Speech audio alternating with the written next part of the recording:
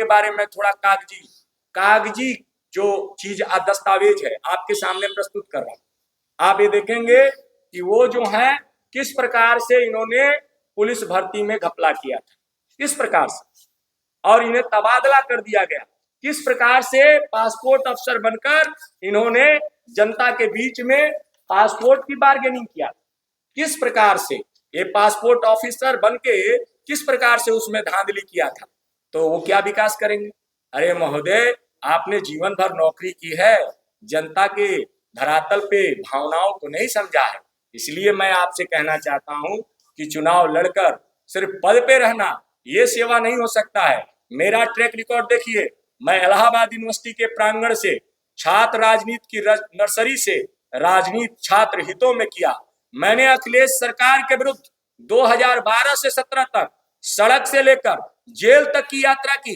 छात्रों के लिए आंदोलन में जो मैंने केस में अपने ऊपर झेला, आज वो सारा केस कहीं ना कहीं एफिडेविट के माध्यम से जनता के बीच में है, और उन सारे केसों में मुझे फर्जी फंसाया गया।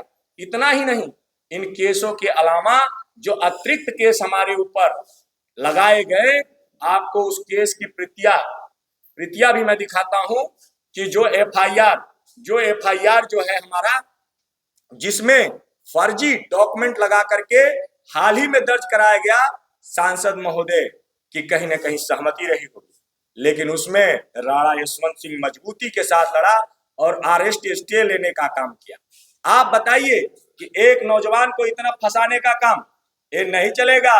अमनौर वाले का भी मैं देख रहा हूं गति तेज में, उसे भी आपने जेल में डाला है, और राणा यशवंत को जेल में डालने से इसलिए आप फेल हो गए कि राणा यशवंत जमीन का कार्य करता है। आपसे तो लड़ाई मैं इतना बेहतर लड़ूंगा, मेरी लड़ाई का इतिहास है कि अखिलेश यादव को बैकफुट पे लाने वाला, 2017 में भारतीय जनता पार्टी की सरकार बनाने के लिए उत्तर प्रदेश में योगी आदित्यनाथ को मुख्यमंत्री के बनने के लिए हम लोगों ने जो पसीना वहां बहाए थे, अब 2016 से यह नौजवान छपरा की भूमि में संगठन से लेकर क्षेत्र तक जनता के हित में काम किया है, चाहे वो अवैध धर्मांतरण हो। आपने देखा होगा कि किस प्रकार से प्रलोभन के द्वारा अवैध धर्मांतरण के खिलाफ मैंने आवाज ऊंचा किया, मैंने उन आरोपियों के खिलाफ कार्रवाई की, मैंने उन आरोपियों पे पुलिस प्रशासन को सचेत करने का काम किया, और न केवल वहां सचेत करने का काम किया, बल्कि लव जिहाद के तहत जो एक साजिश रची जा रही थी इसी छपरा के अंदर 2 बच्चियों को, उसके खिलाफ पुलिस को सचेत करके उन आरोपियों को जेल भिजवाने का काम किया। आपसी सौहार्द को बनाते हुए कभी सस्ती लोकप्रियता का सहारा न लेना, समाज में सच्ची सेवा का प्रकल्प करना, ये मेरा उद्देश्य है। इसलिए छपरा की जनता जनार्दन को मैं बताना चाहता हूं कि जिस प्रकार से ये कुटरचना कर जिस प्रकार से ये साजिश कर हम सबको बरगलाने का काम कर रहे हैं, उसमें बरगलाने की जरूरत नहीं है। आप कंफ्यूजन से बाहर निकलिए, आप कंपटीशन पर ध्यान दीजिए। आप देखिए कि जिस प्रकार राजीव प्रताप रूडी जी विकास का झूठा हुआ भरते हैं और दिल्ली कोठी से अपने आप को नेता बताकर और 2 मिनट की रील अमनौर में बनाकर और कहते हैं कि मैं गांव में रहता हूं। अरे गजब का घोटाला! वो घोटाला एक निवास में जो पोखड़ा बनना था छठ मैया के घाट में, आपने तो अपने घर में पोखड़ा बनवाया, आपने घर में पोखड़ा बनाया, और आज भी उसकी स्थिति खराब है। ऐसा नहीं है कि उस स्थिति उसकी बहुत अच्छी है, आज भी वो हाल आपने बना दिया है कि जो इस तरह से बना हुआ है कि अमनौर की जनता भी आपको पसंद नहीं कर रही है, वहां भी आपकी रैलियां फ्लॉप कर रही है। जरा सोचिए कि जनता को बेवकूफ बनाना बंद करिए। माननीय रूडी जी, आप सचेत हो जाइए। और छपरा की जनता से मैं कहता हूं कि अगर सांसद के रूप में इस तरह से वो छलावा करेंगे, अगर आपने उनके मन मुताबिक विधायक बना दिया तो कंपटीशन समाप्त हो जाएगा। ये क्रांति की भूमि पर कंपटीशन समाप्त, और कंपटीशन समाप्त होगा तो विकास अवरोध।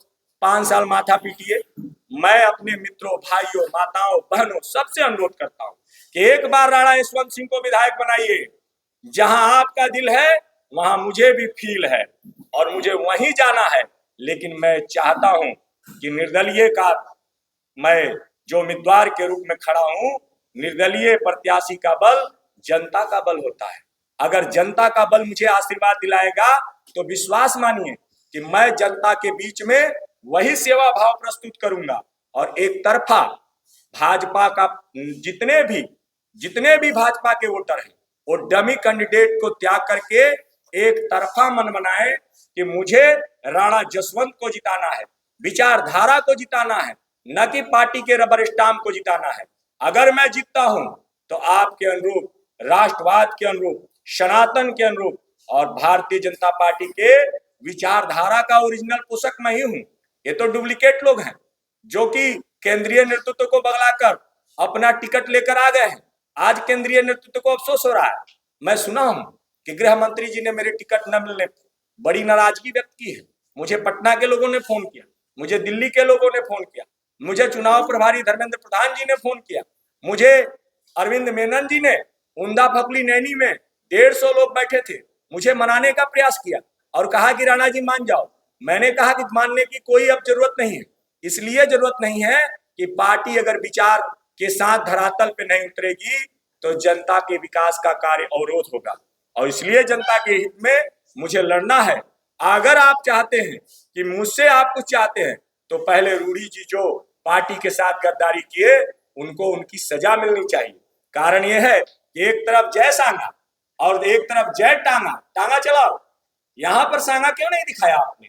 मैं जानता हूं कि अवसर के हिसाब से आप सांगा यात्रा निकाले, अवसर के हिसाब से बिहार को बरगलाने के लिए 20 साल चिल्लाए, लालू और नीतीश जी चिल्लाए।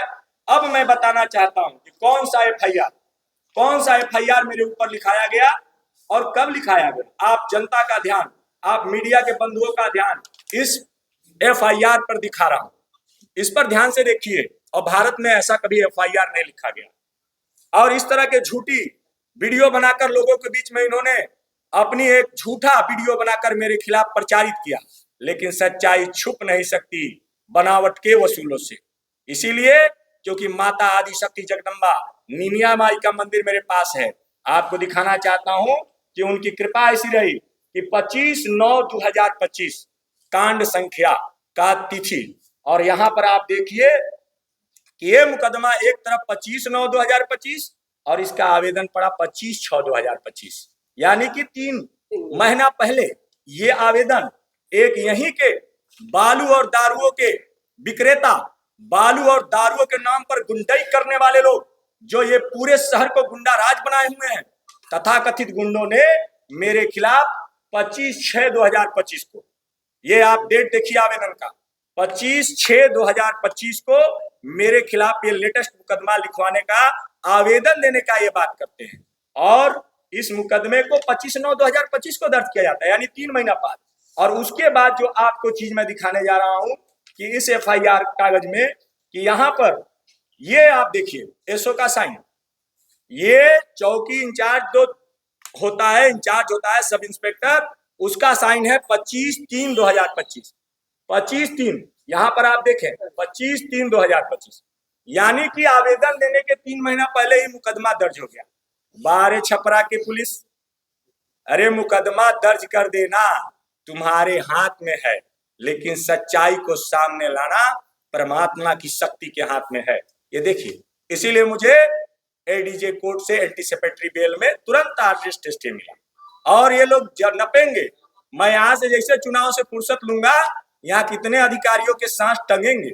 और ये देखिए मेडिकल का एक फर्जी, ये 25/9 का बना दिया और चुप हैं, इसको नहीं ला रहे हैं।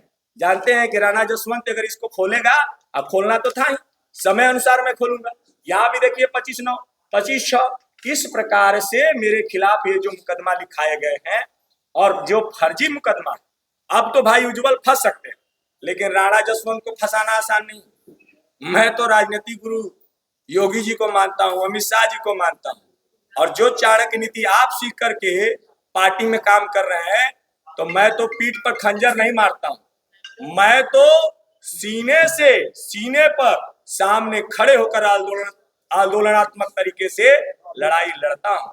इसलिए आप सभी भाइयों से अनुरोध है कि आप सब छपरा के हित में 6 नवंबर को वोट करिए, चाहे वो राजद का प्रत्याशी हो, गुंडा राज का प्रत्याशी हो, जिसके नाम पर, जंगल राज के नाम पर बार बार जनता को डरवाया जाता है।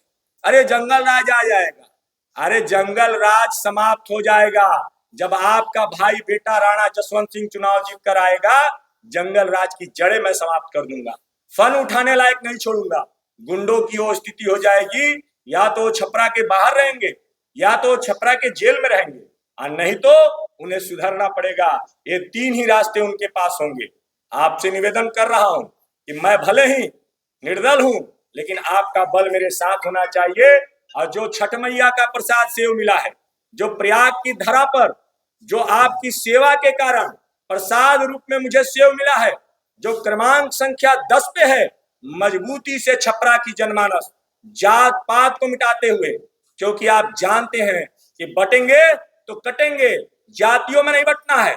एक तरफा वोट राणा यशवंत सिंह, राष्ट्रवादी विचारधारा, भारतीय जनता पार्टी के वो रबर स्टाम्प को नहीं, बल्कि ऐसे व्यक्ति को वोट करिए जो श्यामा प्रसाद मुखर्जी, दीनदयाल उपाध्याय, जो अटल बिहारी वाजपेयी, जो नरेंद्र मोदी जी हमारे देश के प्रधानमंत्री हैं, उनके विचारधाराओं के अनुरूप जमीन पर जीता हो और करता है, धारण किया हो और करने की क्षमता रखा हो। ऐसे प्रत्याशी के रूप में मुझे आगामी 6 नवंबर पे क्रमांक 10 पे इस निर्दलीय भाई को सेव पर बटन दबाइए, चुनाव जिताइए और विश्वास मानिए, मैं जनता का नेता हूं, मैं आपका बेटा हूं, मैं आपका भाई हूं, आपकी सेवा में दिन रात रखूंगा और दिन रात रहूंगा। और विकास आप देखेंगे कैसे मोदी जी के उस मंत्र की भांति, जैसे अयोध्या का विकास हुआ राम मंदिर बनने से, जैसे मथुरा का विकास हुआ श्री कृष्ण मंदिर बनने से, जैसे बाबा विश्वनाथ मंदिर का विकास हुआ, बनारस का विकास हुआ बाबा विश्वनाथ के मंदिर बनने से। और आज से 4 दिन पहले मोदी जी आए थे, उन्होंने कहा कि 500 साल बाद राम मंदिर बनाकर कितना बड़ा काम हो। तो मोदी जी, आपकी जानकारी देना चाहता हूं कि 500 साल बाद तो आपने मंदिर बनाए, लेकिन आप अपने सांसद और जो आपके निवर्तमान विधायक आपके मंच पे ही बैठे थे, उनसे पूछते कि क्या राम मंदिर के लिए छपरा से बसें चली, क्या राम मंदिर के लिए छपरा की ट्रेनें सांसद जी ने छोड़ी। ऐसा अगर पाएंगे आप, ना सांसद जी को राम मंदिर से मतलब था, ना विधायक जी से मतलब था। और रूडी जी कहीं ये भी दिखा दे कि राम मंदिर कहीं वो दर्शन करने गए हैं क्या। आप मीडिया के माध्यम से पूछना चाहता हूं कि रूडी जी अपना एक तस्वीर वायरल करे, और मुझे पूछना है, इसलिए पूछना है कि भगवान राम का नाम सिर्फ रटने वाले ये जो क्षेत्रीय स्तर पे लोग हैं, मोदी जी का अनुसरण न करने वाले लोग हैं, क्या राम मंदिर का दर्शन रूडी जी ने किया है क्या? क्या राम मंदिर का दर्शन सीएन गुप्ता जी ने किया है क्या? अगर किया है तो राम मंदिर के फोटो डालें। मैं तो अनगिनत बार अपने सोशल अकाउंट से राम दरबार जाते रहा, जब राम लला त्रिपाल में थे, जब राम लला भव्य मंदिर में विराजमान है, तब से मैं राम मंदिर का सिपाही रहा हूं। इसलिए मैं आप सबसे कहना चाहता हूं कि आज आपके सामने स्पष्ट है, मीडिया के माध्यम से स्पष्ट है कि किस प्रकार ये प्रत्याशी जो जनता को छलने के लिए खड़े हैं, आपके बीच में सच्चा प्रत्याशी आपका भाई राणा यशवंत प्रताप सिंह खड़ा है। आप अपना आशीर्वाद आने वाले 6 नवंबर को सेव पर बटन दबा के दे, ताकि 14 नवंबर से सड़क से लेकर सदन तक छपरा के समुचित सर्वांगीण विकास के लिए, परमहंस दयाल अद्वैतानंद जी की धरती का समुचित सर्वांगीण विकास के लिए, श्रृंगी ऋषि की धरती छपरा, इसके सर्वांगीण विकास के लिए, गौतम ऋषि की धरती छपरा, इसके सर्वांगीण विकास के लिए मैं सेवा कार्य को आगे बढ़ा सकूं। बस इन्हीं बातों के साथ बहुत बहुत धन्यवाद। भारत माता की जय। आप लोग सेव खाइए और छपरा के स्वास्थ्य बनाने के लिए सेव पर बटन दबाइए।